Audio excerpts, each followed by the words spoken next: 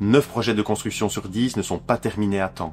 Tout le monde le sait, tout le monde en parle et tout le monde désigne le même coupable, l'entreprise de construction. Pourtant, après avoir réalisé plus de 1000 chantiers et analysé chaque cause de retard, je peux vous dire une chose, on se trompe depuis toujours. Et ça a des conséquences. 69% des chantiers dépassent d'au moins 10% le budget initial. Les conflits explosent, les avocats interviennent et les relations se brisent. Tout le monde souffre de cette situation, surtout les entreprises accusées à tort. Mais la vraie cause de ces retards n'est ni technique, ni financière, ni liée à l'incompétence des entreprises. Elle est plus bizarre que ça. Alors, quelle est la véritable cause de ces retards sur la plupart des chantiers? Pourquoi tant de chantiers en retard? Et surtout, comment un système tout bête peut vous aider à remédier à ces retards? Dans cette vidéo, vous allez découvrir la méthode que j'ai développée après des années de conflits injustes et qui transforme radicalement la gestion de chantier. Parce que la solution la plus évidente est parfois celle à laquelle personne ne pense. À chaque fois qu'un chantier prend du retard, l'histoire est chaque fois la même. Le client appelle l'architecte accuse l'entreprise rejette la faute sur ses sous-traitants, les sous-traitants pointent du doigt les fournisseurs, et au final, tout le monde se retrouve dans une spirale d'accusations où l'entreprise prend l'entière responsabilité. Cette mécanique est si ancrée qu'elle en devient automatique. Un retard survient, c'est certainement parce que les ouvriers ne sont pas assez efficaces, parce que l'organisation de chantier est défaillante, ou parce que l'entreprise a mal évalué ses délais. Point final.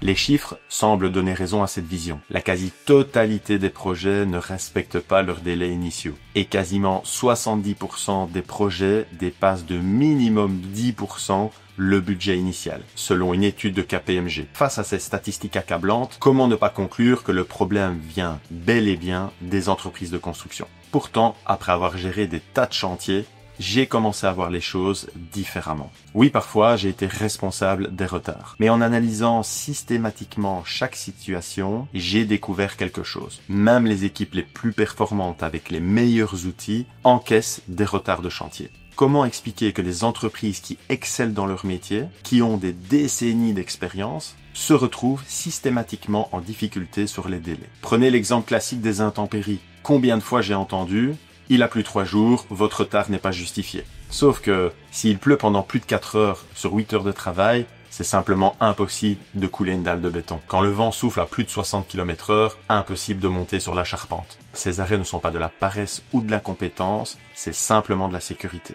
Autre exemple récurrent, les travaux supplémentaires. Le client décide en cours de chantier de rajouter une cloison, de modifier une prise électrique ou de changer le carrelage choisi initialement. Évidemment, ces modifications prennent du temps. Évidemment, elles décalent le planning.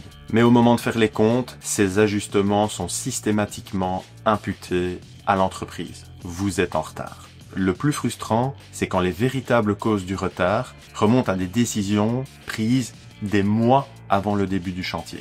Un plan mal défini, un choix de matériaux fait trop tard, une coordination défaillante entre les corps de métier, tout cela se ressent sur le chantier et l'entreprise de construction n'y est pour rien. J'ai vécu cette injustice de façon particulièrement marquante il y a quelques années. Un architecte me reprochait publiquement plusieurs semaines de retard sur un chantier. Il pointait du doigt ma mauvaise planification.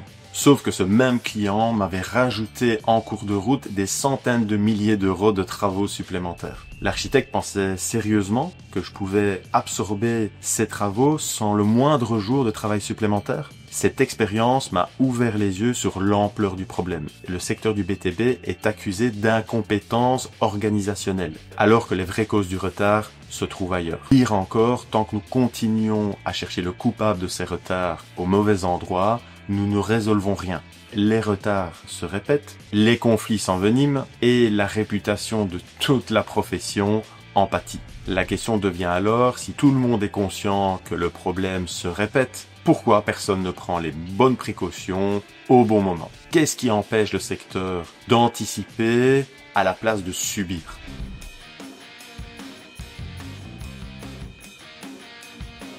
Tout commence dans les bureaux, dans la phase de conception et de planification. C'est là où se joue si votre chantier respectera ses délais ou explosera complètement votre planning. Prenons le cas des architectes. Tous les architectes ne le savent pas et je ne parle pas de talent ou de diplôme. Certains excellent dans la créativité, le dessin, le design. Ils produisent des plans magnifiques, des espaces innovants, des solutions esthétiques remarquables. D'autres excellent dans la technique et la gestion de projet. Ils connaissent les contraintes réelles du terrain, anticipent les difficultés, coordonnent efficacement tous les corps de métier. Les deux profils sont précieux, mais pour éviter les retards de chantier, ce sont naturellement les profils gestionnaires de projet qui font toute la différence. Parce qu'ils comprennent qu'un beau plan ne suffit pas. Il faut que ce plan soit réalisable dans les temps, avec les matériaux disponibles et selon un enchaînement logique de tâches. Choisir un architecte uniquement pour son portfolio créatif, c'est prendre le risque de multiplier les retards. Parce qu'il faut faire coexister la beauté d'un projet et la gestion de projet, un planning réalisable. Mais il y a un élément encore plus déterminant. Une règle que personne ne respecte et qui provoque la plupart des retards. La règle des 3 mois. 100% des matériaux, des choix esthétiques, des couleurs doivent être faits au moins 3 mois avant l'exécution des travaux concernés. Cette règle permet d'absorber les délais de commande et d'absorber les délais de livraison. Sauf que dans la réalité, cette règle est rarement respectée. Les clients reportent leurs décisions, hésitent entre plusieurs options, veulent voir d'abord comment ça avance avant de prendre une décision, avant de choisir. Et quand on arrive au moment d'installer, suivant le planning initial, eh bien, le choix, la commande n'a même pas été faite. C'est que beaucoup de ce décalage ne sont même pas des vrais retards. Un travail supplémentaire demandé par le client, un arrêt dû aux intempéries, une vérification imposée par un bureau de contrôle. Ce sont des ajustements normaux du chantier, pas des défaillances de l'entreprise. La différence entre un retard de chantier et un ajustement normal devrait être une évidence, mais elle est constamment ignorée. Quand il pleut 4 heures d'affilée et qu'il est impossible de couler cette dalle de béton, ce retard ne devrait pas être imputé à l'entreprise. Le vrai problème n'est donc pas technique. Il n'est pas lié à la compétence des ouvriers, de l'entreprise ou à la qualité des matériaux. Il est organisationnel et structurel. Alors si c'est pas la faute des entreprises de construction, qui est vraiment responsable de cette cascade de retard qui paralyse le secteur? Nous y voilà, le moment de vérité. Après avoir analysé des centaines de retards, après avoir cherché le problème partout, la réponse était là, sous mes yeux, tellement évidente qu'elle en devenait invisible. La raison pour laquelle 9 chantiers sur 10 prennent du retard se résume en une seule chose. Les artisans ne savent pas poser les bonnes questions au moment du devis. Laissez-moi vous donner quelques exemples concrets. Un client contacte une entreprise pour rénover sa salle de bain. L'artisan visite le chantier, prend ses mesures et évalue les travaux. Il estime 8 semaines pour tout finaliser. Il établit son devis avec des éléments standards ou encore à définir comme la baignoire, les sanitaires, etc. Le client signe, tout le monde est content. Sauf qu'il y a un problème. L'artisan n'a jamais posé la question cruciale.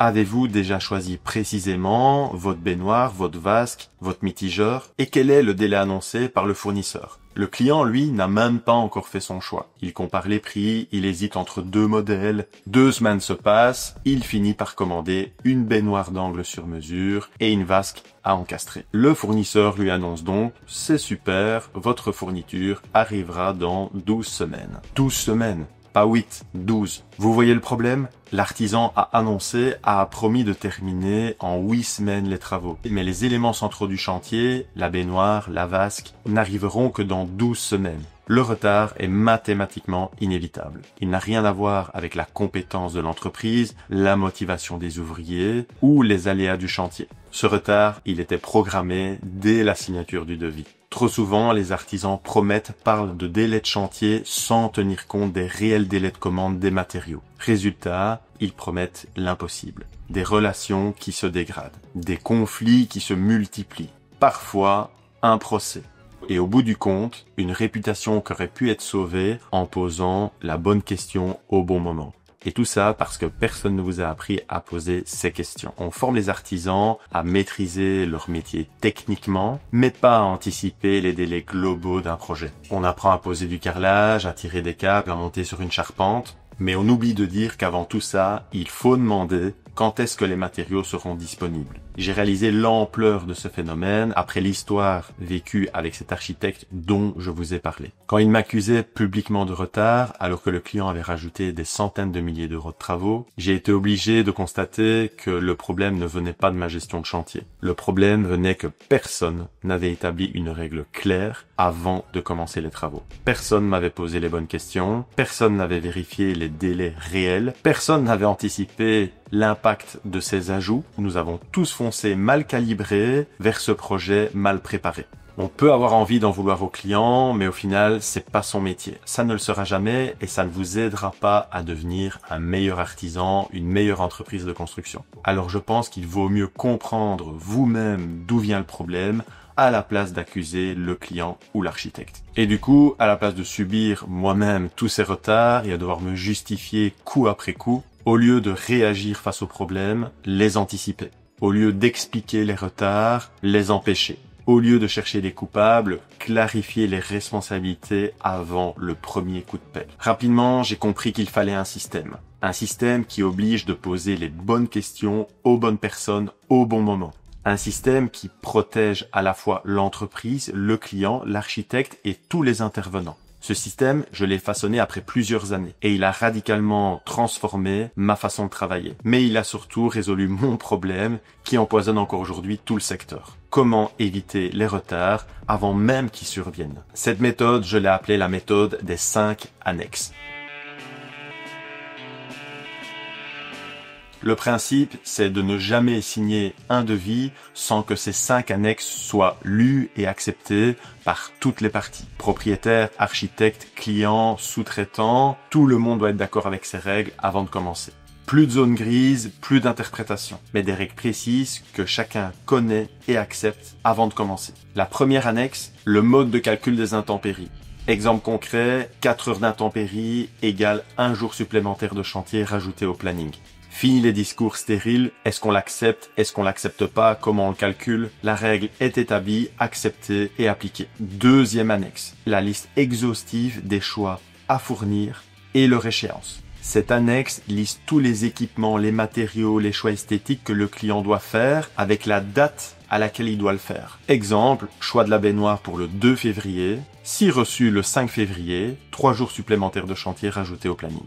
Pas de négociation. Annexe 3, la procédure de gestion de litige. Si une vérification technique arrête le chantier et que l'entreprise n'est pas à la cause, les jours d'arrêt sont automatiquement rajoutés au délai de chantier. Annexe 4, la gestion des avenants. Tout travail supplémentaire ajouté en cours de travaux rajoute automatiquement des jours supplémentaires. Plus personne ne peut prétendre qu'ajouter 50 000 euros de travaux ne peut pas impacter le planning. Et du coup, quand vous faites accepter les 50 000 euros, faites signer le nombre de jours que représentent ces travaux. Annexe 5 et la dernière, les précisions nécessaires sur les plans et leur échéance. Si un plan n'est pas fourni à la date souhaitée, on rajoute ces jours au délai du chantier. L'impact sur le planning est calculé et intégré. Exemple, si vous avez besoin d'un plan en coupe d'un meuble pour le produire, signalez-le avec un délai lorsque vous signez le devis. 3 jours de retard égale 3 jours de délai supplémentaire.